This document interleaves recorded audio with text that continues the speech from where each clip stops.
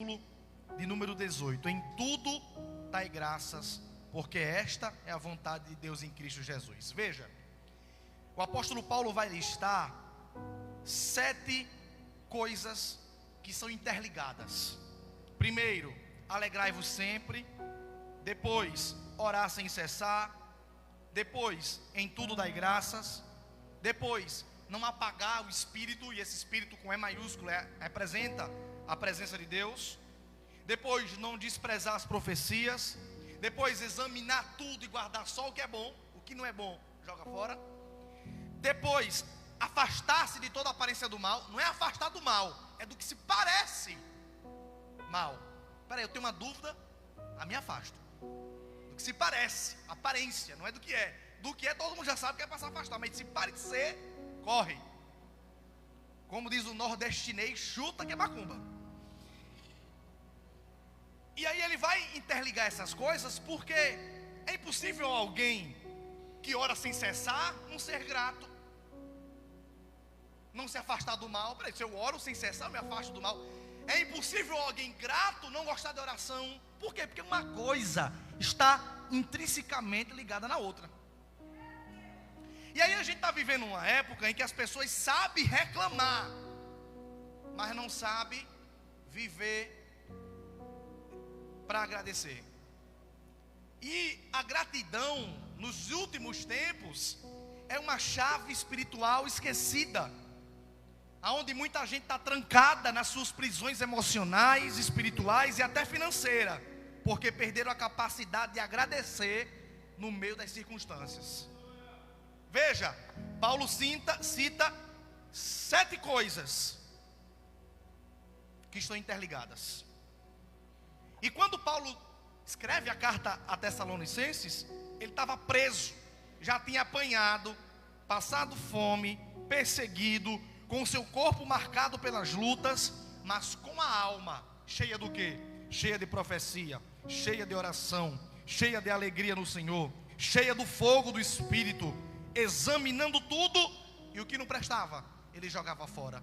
É claro que ele vai saber o que é viver dando graças. Então Paulo escreve essa carta no seu pior momento, e ele diz algo que parece contraditório. Ele diz: em tudo dai graças. Coloca por favor esse versículo aqui na tela. Veja, Paulo não está dizendo por tudo dai graças. Paulo está dizendo, 1 Tessalonicenses 5,18, está dizendo em tudo dai graças. Tanto no grego, na língua original, quanto na língua portuguesa, a aplicação da palavra aqui foi extremamente precisa. Porque eu não agradeço pela dor que veio, eu não agradeço pela prova que veio, não é por tudo que eu dou graça, mas em tudo, porque Deus continua sendo bom mesmo na dor. Muitos pensam que agradecer é algo que vem quando tudo está bem.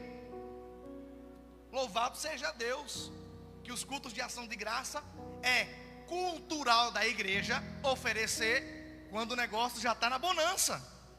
Mas a verdadeira gratidão profunda nasce principalmente quando o que vemos contradiz com o que cremos. Quando o que nós vemos contradiz aquilo que cremos, e mesmo assim escolhemos confiar. Abacuque capítulo 3, versículo 17, a Bíblia diz assim: o profeta Abacuque disse: ainda que a figueira não floresça, ainda que soma todas as carnes das mesas, ainda que o gado não dê o seu fruto, todavia eu me alegrarei no Senhor, Deus da minha salvação. Irmãos, a gratidão é a voz da fé que grita mais alto que todas as circunstâncias. Quando você agradece no meio da luta, o inferno fica confuso, porque esperava o seu choro, esperava a sua murmuração, esperava se abrir a boca para falar mal das coisas e até de Deus. Mas na verdade o que ele está ouvindo é um grito de louvor, é um grito de agradecimento, porque a gratidão é a linguagem dos que confiam em um Deus que nunca perde o controle. Aleluia. Louvado seja o nome de Jesus. Então Deus testa sim o coração do povo. Lembra de Israel? Deus provou aquele povo no deserto antes de chegar a Canaã. Israel todos os dias no deserto recebia o maná. A palavra maná significa o que é isso? Maná significa o que é isso? Quando Deus disse que ia mandar alimento e começou a cair, o povo disse: o que é isso? Porque em hebraico o que é isso é maná. Maná? Maná, aí ficou maná. Traduziu para o português maná. Mas maná significa o que é isso, né? Então Deus mandava o que é isso para o povo comer. Todo dia o que é isso caía do céu e o povo comia. E a gente chama de maná, mas no original é o que é isso. O que é isso? Comia, descia todo dia do céu. E em vez do povo agradecer, o povo começou a reclamar. Porque comia a mesma coisa.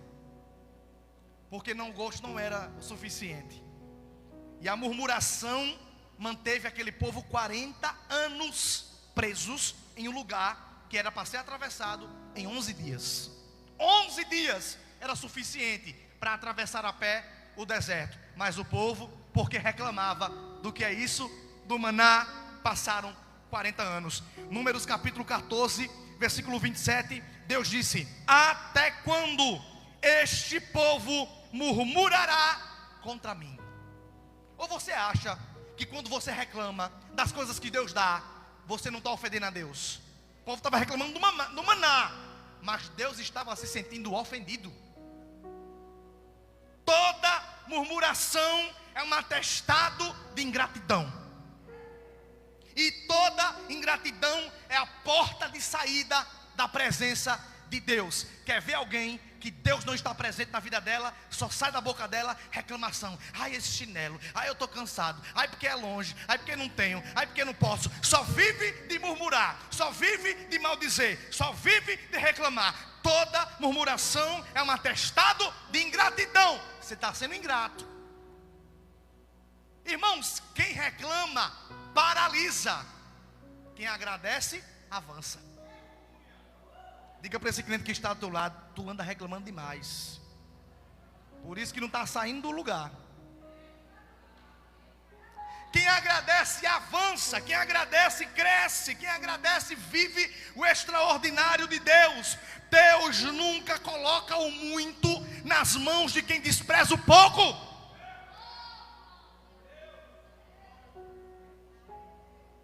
Jesus disse isso.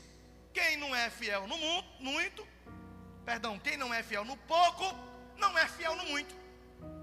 Quem não sabe viver no pouco, sobre o muito, Deus não colocará. Porque se tu tem pouco e vive reclamando, se Deus botar no muito, a reclamação vai crescer na proporção do que você recebeu.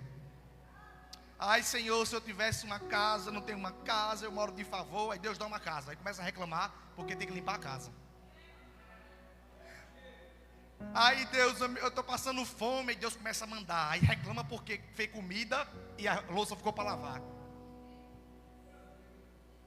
Aí eu só ando a pé, Deus me desce um carro, aí Deus dá um carro. Aí reclama porque não tem dinheiro para botar gasolina, reclama porque o carro quebrou, reclama porque a moto dá defeito. Eu estou gastando mais que a moto, deixa até de dizimar, porque está gastando com o infeliz do carro e da moto. Adianta Deus dar? Por isso que Deus não dá asa à cobra, porque cobra rastejando é perigosa, imagina voando.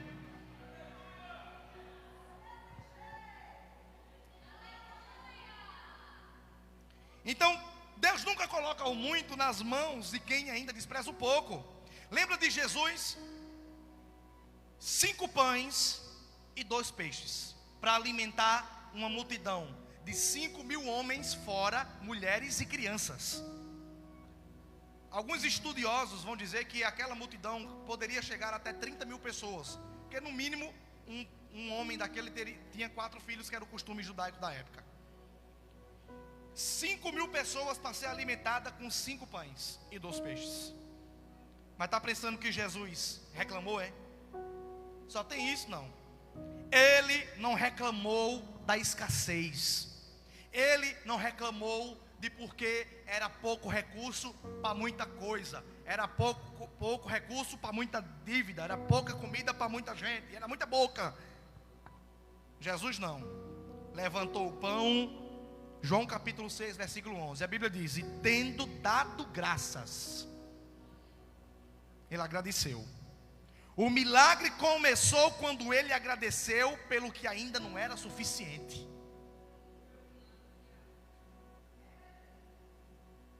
Por isso que muitas vezes a gente não vive o que Deus quer que a gente viva. Porque a língua, quando morrer, tem que comprar um caixão separada. Porque a língua vai ser todinha para um caixão. Caixão primeiro andar. Não estou com raiva, eu estou até animado. É porque a palavra que Deus me deu.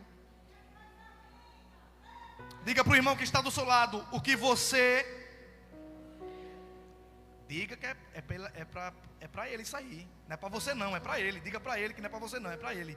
Diga assim: o que você tem pode não ser muito, mas na mão de um coração grato, Deus com certeza multiplica. Pega na mão desse irmão que está do seu lado e diga assim: deixa eu profetizar para você. Diga assim para ele: o que você chama de pouco, Deus chama de começo. A escassez nunca é um problema. O problema é a falta de gratidão diante do pouco que Deus te deu. Aleluia. A falta de gratidão faz a alma do crente adoecer, esmorecer, enfraquecer. Porque quem só enxerga o que perdeu, perde o que ainda tem e deixa de ter o que ainda ia ganhar. Aleluia. Mas quem agradece pelo pouco que ficou, pelo pouco que sobrou, pelo pouco que ganhou, pelo pouco que restou, atrai o sobrenatural, atrai o favor de Deus para recomeçar de novo. Teu problema, Jocélio, não é quebrar. O problema que não é perder. O problema é no outro dia a gente se levantar, trabalhar, ter saúde e dizer: vou comprar de novo, vou construir de novo, vou botar de novo, vou fazer de novo. O problema não é perder. O problema é no outro dia você se levantar e dizer: Deus me deu, Deus tomou, bendito seja o nome do Senhor. Eu vou de novo, porque Ele me permitiu viver mais um dia. Filipenses capítulo 4, versículo 6, Paulo vai dizer assim: não andeis ansiosos por coisa alguma. Bota aqui por favor, esse versículo é muito bonito. Não andeis ansiosos por coisa alguma. Vai levar um carão agora quem é ansioso. De Paulo. Não é de mim não, Não adianta me denunciar dizendo que eu estou criticando a ansiedade, não. Denuncia o apóstolo Paulo. É Filipenses capítulo 4, versículo 6. Bota por favor na versão King James, KJA. Não andeis ansiosos por motivo algum. Aí tem gente que... Você pensa que o médico daqui do hospital não tem o que fazer não? Para você chegar lá com ansiedade, atrapalhando quem vai para o hospital precisando de atendimento. Ai meu Deus, vou morrer. Chega lá, não tem nada. O médico disse: meu filho, você não tem nada. Tomando a vaga de quem precisa de atendimento de saúde, né?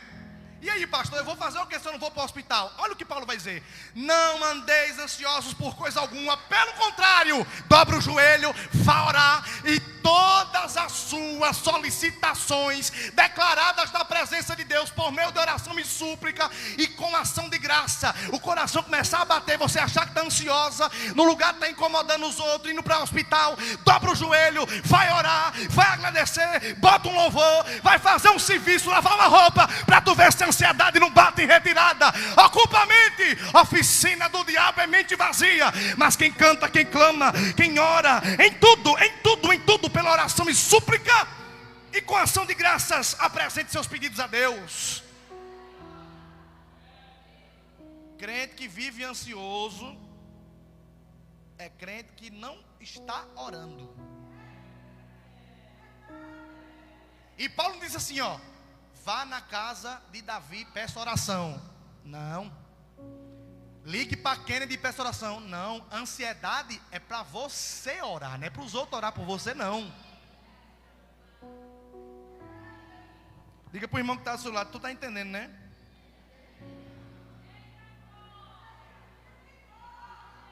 Vou terminar. A oração que não é acompanhada de súplica, de gratidão, é uma oração incompleta, feita de todo jeito. Porque quando você ora com ação de graças, o peso sai e a paz entra. Tem que querer orar. Tem que enfrentar a preguiça. Toda pessoa ansiosa tem por consequência ser preguiçosa, espiritualmente falando. Quando você ora com ação de graças, o peso sai e a paz entra. Por quê? Porque a gratidão, ela fecha as feridas que a decepção abriu. Conheço muitas pessoas que deixaram o evangelho porque se decepcionaram com pastores, com líderes. É porque ele nunca foi grato. Porque ninguém está na igreja por causa de pastor, nem de ninguém, nem de missionário. Está na igreja por causa de Jesus. Olhe, há 12 anos atrás eu não era flor que xisteira. Eu dava um trabalho ao meu pastor miserável. Teve um dia que eu cheguei na igreja. Esse ministério é aqui mesmo, é esse aqui. O pastor presidente era outro. Fez uma reunião, o presbítero estava nesse dia. Pastor Ayumi, que era o pastor presidente na época, disse assim: você, comigo, está excluído da igreja, porque ou fica você, ou fica eu. Ei, eu não julgo ele não, viu? Para você ver como eu era bom. Adivinha quem saiu? Ele saiu, que ele não aguentou. Aí eu fui e disse assim a ele: a igreja é pública. Eu sento na última cadeira, mas quinta e domingo eu estou aqui. Eu tinha, irmãos, um monte de defeito, mas nunca fui ingrato a Jesus. Eu sabia separar Jesus dos líderes, Jesus dos pastores, Jesus das missionárias, Jesus dos conjuntos, Jesus dos eventos. Tem que saber separar a igreja dos problemas. Jesus não tem nada a ver com esse moído que você se meteu, com essa banduinha, com essa briga, com essa contenda. Então, olha o que Davi vai dizer, Salmo capítulo 100, versículo 4, estou terminando. Entrai pelas portas do templo com ação de graças e nos seus átrios com louvor. Por quê? Porque Deus só habita onde há gratidão. Em um ambiente onde tem murmurador, o murmurador expulsa a presença de Deus. Porque todo murmurador comete pecado de incredulidade. Todo murmurador é incrédulo. Todo. Lembra de Jesus? Ah, pastor, mas se Deus estiver com o senhor, na hora que o senhor orar vai acontecer. Vai não, porque a Bíblia diz que Jesus foi impedido de curar, porque o povo era incrédulo e murmurador. Espera aí, se Jesus foi impedido, quem somos nós? No moído, né? Nada, somos ninguém. Deus habita onde há ingratidão. Aleluia. Quer sentir Deus novamente? Pare de reclamar. Eu vou fazer isso hoje porque é necessário. Olhe para essa pessoa que está na sua... Olhe na bola preta, azul, branca, roxa dos olhos dela e diga assim: pelo amor de Deus, pare de reclamar perto de mim. Pare de reclamar, porque o murmurador expulsa o favor de Deus. A presença de Deus não entra onde há reclamação. Quando Paulo e Silas foram presos injustamente, açoitados e acorrentados, eles ficaram lá, presos e acorrentados. Porque eu estou passando por isso, porque eu estou isso, Deus. Foi? Foi não. Quem faz isso é você, ele não. A Bíblia diz que um orava e o outro cantava. Preso injustamente por causa de um falso que levantaram contra eles. Apanharam, ficaram pelados na praça da cidade. E ele foi para a cadeia. Reclamando foi? Foi não. Ele foi cantando e orando. E a Bíblia diz, Atos 16, 25, que à meia-noite Deus desceu e as cadeias se romperam, os cadeados arrebentaram e as portas caíram. nós não estamos vivendo mais milagres porque a nossa língua só fala, só presta para reclamar. Se tu usar essa tua língua que tu reclama para orar, eita, se tu usar os dedinhos que tu usa para falar dos outros na rede social, para evangelizar, é coisa grande que Deus vai fazer. A prisão que deveria calar Paulo e Silas virou palco do seu milagre, porque enquanto outros murmuravam, eles louvavam. O louvor no meio da dor é o som que faz o céu se mover ao seu favor. Deixa eu ver se tem mais alguma anotação aqui. Eu estava hoje de manhã lá em Uiara, tomando café, conversando com a irmã Jó, com a irmã Sandra, lembrando do que Deus fez na vida de irmã Sandra e de Tiago. Eu me lembro, Tiago, que eu fui na tua casa, uma visita, uma casinha. Eu acho que a sala era mais ou menos o tamanho aqui dessa bateria, mais ou menos isso aqui, né? Sofá furado. Eu me sentei no sofá, eu acho que o sofá me engolia.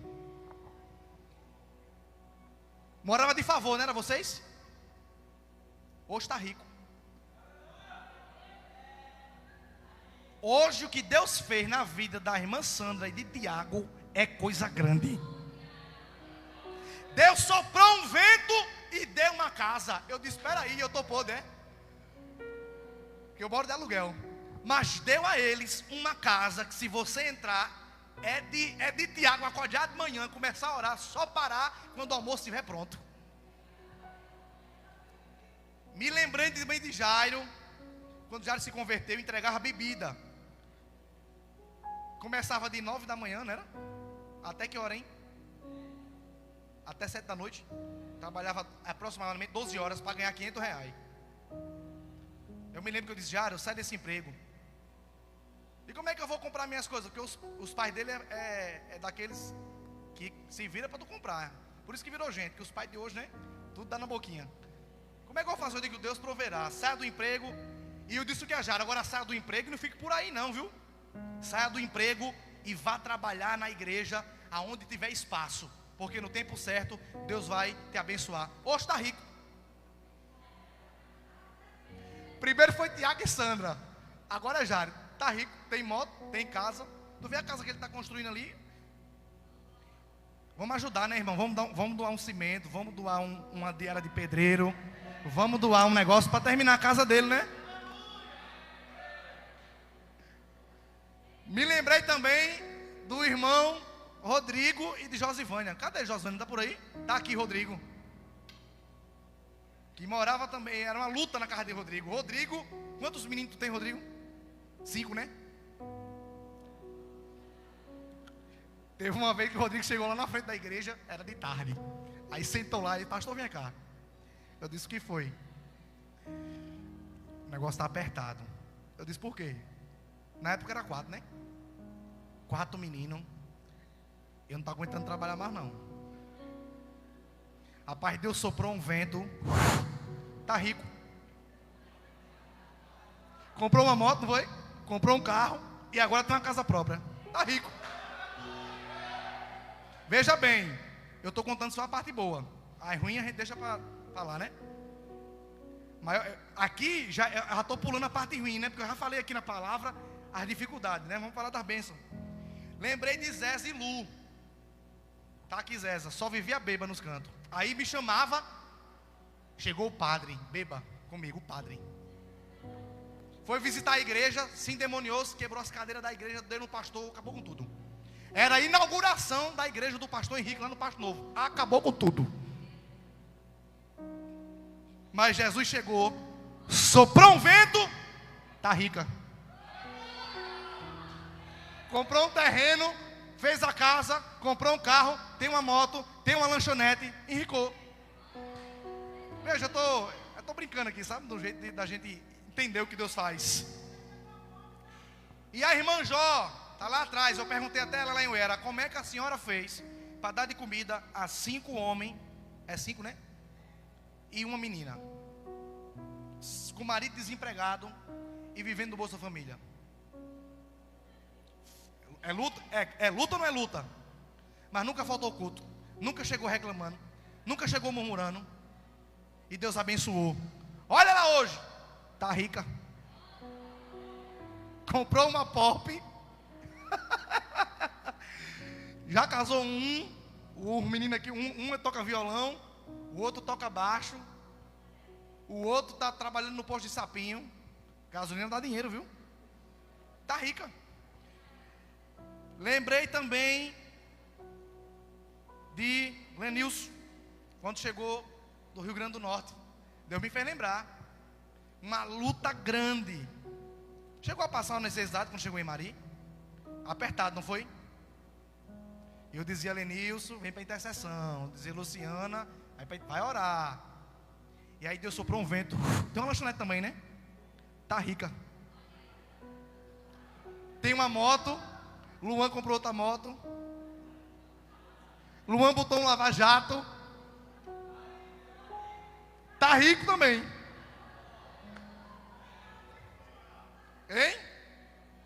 Só vive em Cajá, comendo na tapiocaria do irmão Firmino. Não vai dizer que uma pessoa dessa é pobre? É rico. E aí Deus me fez lembrar. Tá aqui a irmã Lena, que Deus fez coisa grande na vida dela. Tá aqui Fabiana, e tá um monte de gente que Deus fez. E o próximo vai ser você. Que Deus vai fazer. Jocélio é só o ano que vem, tá chegando. Quando for na próxima pregação eu vou dizer, tá rico, peraí, que ele ainda está construindo. Mas meu filho, só constrói quem é rico. Quem é pobre não constrói não. Ah, a senhora, viu? Irmã Maria Batista chegou aqui decepcionada com os pastores. Ela mais Gil ia para a igreja, dava no pastor, dava nos obreiros, dava em quem fosse em cima. Acabava a mundial do poder de Deus, acabou muito o culto lá, no pau, no cacete. E hoje está rico. Gil andava numa moto, parecia um Megazord. Hoje está numa Yamaha 125. Mas para chegar onde esse povo chegou, teve uma história de gratidão, de mover, de luta, de batalha, irmão. Não reclame. Quando o diabo falar, reclama, murmura, diga: não posso, porque Deus foi bom demais na minha vida. Em tudo, até nas lutas, dai graças, dai graças, dai graças, dai graças. 2 minutos para terminar. Quando Jesus curou os 10 leprosos, em Lucas 17, só um voltou para agradecer. 10 foram curados, mas só o grato foi salvo por completo. Os ingratos receberam o milagre, receberam a bênção e foram embora. Mas quem foi grato, voltou, recebeu uma palavra de salvação. A gratidão não apenas reconhece o que Deus fez, mas garante que Ele vai continuar fazendo. Quem agradece vive de glória em glória. Quem se esquece volta para o ponto zero de novo. Diga para o irmão que está do seu lado: pare de reclamar. Você está atrasando a sua vida. Repita-se comigo: o ingrato vive de milagres passageiro, mas o grato vive de relacionamento permanente com o Deus dos milagres. Estou terminando agora. Gratidão é o perfume que o céu reconhece. É a oferta que não precisa de altar, mas que sobe direto ao trono. Quando você decide agradecer, mesmo sem você entender porque está agradecendo, você declara: Deus, eu confio em Ti, mesmo quando não compreendo os Teus caminhos. E hoje, Deus quer te ensinar a agradecer em tudo. Quando a porta se abre e quando a porta se fecha. Quando o diagnóstico da doença chega, mas quando a cura acontece. Quando tem abundância e quando está no deserto. Porque a gratidão não é sobre o momento, é sobre o Deus que nunca muda. Fique de pé nessa noite. Você pode aplaudir ao Senhor por esta palavra, por este culto, por estes testemunhos que foram dados, porque gratidão é a memória do coração. É isso mesmo. Deus vai transformar, viu? Cada motivo de lágrima em um novo motivo de louvor. E quando você aprender a agradecer no meio da dor, o céu vai começar a trabalhar em seu favor. Por favor, encurve sua cabeça, vamos orar, encerrando esse culto. Pai, que o Senhor possa nos ensinar a agradecer não apenas quando tudo vai bem, mas quando nada faz sentido. Que o nosso coração aprenda a confiar no Teu caráter e não nas circunstâncias. Tira dos nossos lábios, da nossa boca, tira a murmuração, tira, Senhor, a reclamação e coloca em nós a gratidão. Que a cada amanhecer possamos dizer obrigado, porque o Senhor ainda está comigo. Em nome de Jesus. E a igreja diz? A igreja diz? Mais uma vez aplaudo ao Senhor. Quero agradecer a cantora, ao seu esposo, aos irmãos que vieram. Davi, leva um abraço para o pastor Sandro, da nossa igreja. Deus possa abençoar vocês em nome de Jesus. Antes de terminar, tem alguém nessa noite que ainda não entregou a vida para Jesus. Tem alguém nessa noite que está afastado dos caminhos do Senhor. Tem alguém nessa noite que quer dar um passo de fé. Pastor, hoje eu quero aceitar Jesus, entregar minha vida para Jesus. Hoje eu quero dar um passo de fé. Se tiver, aonde você está, você vai só levantar a mão e nós vamos orar por você. Tem alguém? Tem alguém que quer entregar a vida para Jesus hoje? Tem alguém que quer aceitar Jesus hoje? Tem alguém? Se tiver, levante a sua mão. Nós queremos orar por você. Tem alguém? Não tem, né? Se tiver e não quis hoje, eu oro para que Deus te dê mais uma oportunidade, porque Ele é bondoso e a sua misericórdia dura para sempre. Que o Senhor possa nos levar para casa em segurança, guardados e protegidos de todo o mal. Nos livra de acidentes, Senhor. Nos livra do homem sanguinário. Nos livra de tudo aquilo que venha para causar dano. Que nós possamos chegar na nossa casa em paz. E que essa palavra brade do nosso coração. É assim que nós oramos em nome de Jesus. Você diz? Concha com as mãos. Que o amor de Deus, a graça do nosso Senhor Jesus e as consolações do Espírito Santo estejam com todos. Não só agora, mas para sempre. E você diz? Sente, porque o lanche vai chegar na sua cadeira.